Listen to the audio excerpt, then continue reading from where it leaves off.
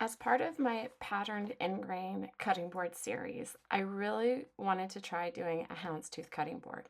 And I had this idea of doing one in low contrasting woods. And I wanted it to be dark and moody and beautiful. And I thought that walnut and sapele would be the perfect combination. So I'm not going to bury the lead on this, and this board ended up being a failure, but I did still think that there were some lessons to be learned from it. So I went ahead and put together a video, and I will be attempting it again. And in that one, hopefully I can show you how to successfully make a houndstooth cutting board. So in this picture, you can see that the houndstooth pattern is actually really just a solid square followed by a diagonal striped square. And you do this with two different colors of wood and you alternate them, and then you get this houndstooth pattern out of it. So I don't want to get out ahead of myself, but essential to this pattern are these diagonal stripe squares. And to make those, you just cut out the center of larger stripe squares that you glue up. There were two aspects of this that I didn't fully account for, and this is, I think, what actually caused this whole board to fail. Obviously, you're going to need to start with thicker stock than you want your final squares to be, and I did think about that. But what I didn't fully consider is how much waste was going to be in this board.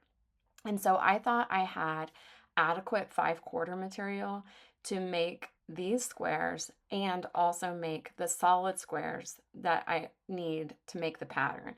And I ran out of 5/4 material just making these diagonal striped squares. Because I ran out of walnut, I had to pull some 4/4 stock that I had, and that walnut was totally different in color and tone than these stripes. And so when I glued the board together, the solid walnut strips did not blend at all with the stripes, and so it really didn't produce a pattern. But at this point, here I am, starting the board, blissfully unaware of the failure that this board was soon to become. And since I was starting with 5/4 stock, I cut each strip into 1/4 inch in thickness, so that way, after I glued them up, I would still have enough to clean up the edges and have about a 1-inch square. So to make the squares, all you do is glue together 4 thin strips, alternating the woods. So it will go like walnut sapele, walnut sapele. Managing this glue up was actually quite difficult just because the strips were so thin and so numerous. I used a couple of offcuts to help kind of disperse the pressure of the clamps because I didn't want any waves or bubbles in the strips. And initially, I planned to glue them all at the same time, but I ended up having to do it into 2 sections because it took a lot more time than I anticipated to spread the glue. And I just didn't want it to start setting before I could get the clamps on. So I was sure to use cauls to keep everything as flat as possible. And for this glue up, I was also sure to come back to clean up any glue squeeze out. My favorite tool for doing that is actually this paint scraper, the kind that you pull instead of push. It's so fast for removing glue squeeze out, and you don't run the risk of gouging your work like with a chisel or something. And then more importantly, to break apart any sections that accidentally stuck together. I'm a pretty messy woodworker, and glue always finds a way to get where I didn't intend for it to go. But once everything dried, I took my strips to the table saw to clean up one side and then cut everything into a perfect square. So I took these squares and I cut a smaller square out of them, rotated at 45 degrees. I marked off the cut lines just to kind of give me a guide by finding the center of each stick and connecting the lines.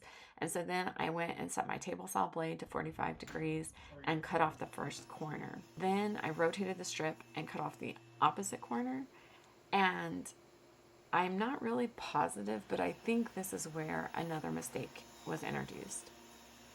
On that second 45-degree cut, it felt really sketchy coming out of the blade because there really isn't much to balance on at that point.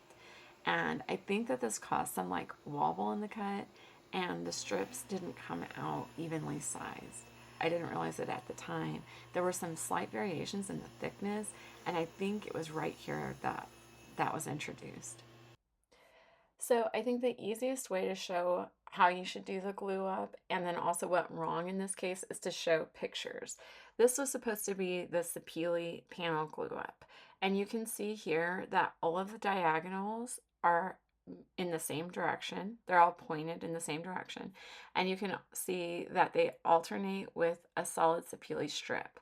And in the top left corner of the diagonal strips, that small triangle touches sapele. And that's how the layout should be. And this is the walnut panel where everything was going wrong. So you can see firstly on the right side of the screen, the misaligned strip. I have the diagonals headed in the wrong direction. Then there in the middle, you can see what a color variation there was between the two different lots of walnut that I used. The walnut strips were a much lighter brown, and then you can see that triangle is much deeper and almost purple, and so they just didn't blend together at all.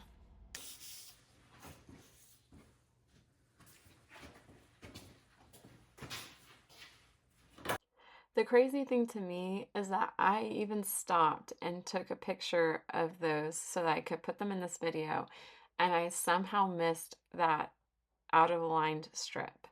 I look back at it and I still don't know what I was thinking or doing. But at the moment, I was totally oblivious and I went ahead and moved on to the glue up. So this is pretty uneventful.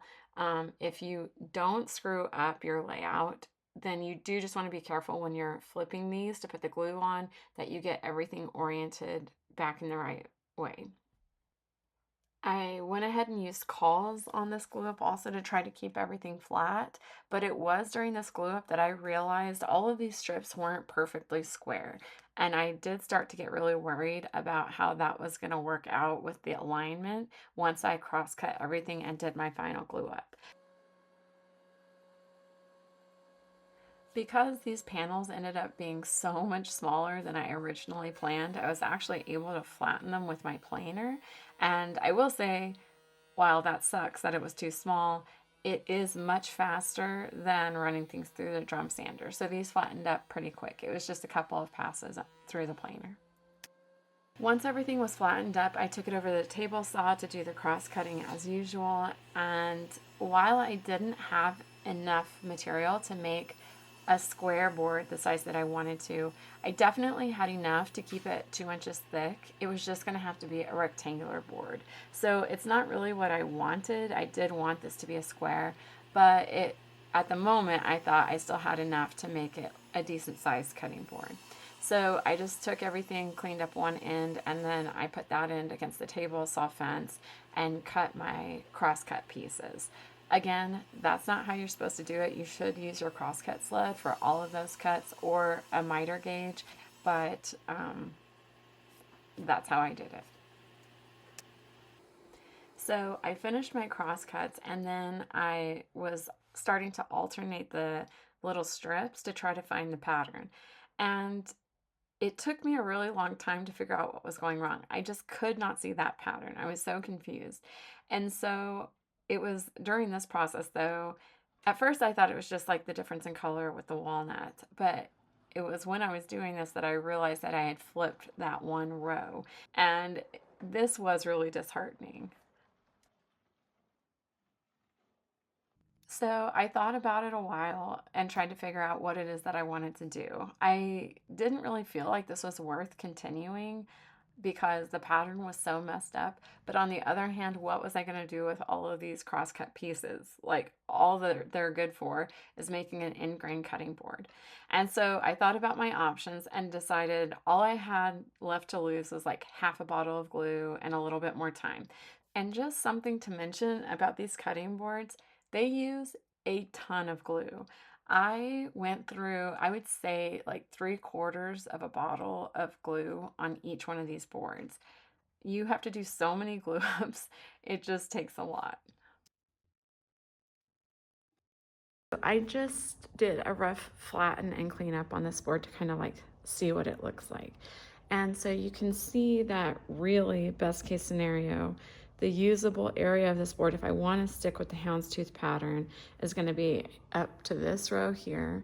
And then I would say, where do I start getting really bad misalignment? Maybe to like here. So my board would be quite small, and it also like not really proportionate. You can also see the contrast between this walnut and the striped walnut. It's quite stark, not good. But I am gonna so my plan now is to put some oil on this and just see what it looks like, and if I think that the houndstooth pattern can be saved. If it can, I think I will cut out that usable area and then try to frame it into a good size cutting board.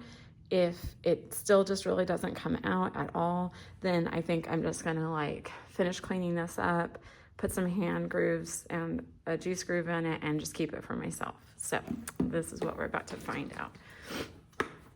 And I'm not going to oil the whole board, at least just like a section of what I think is like the worst part, and see kind of like what it looks like.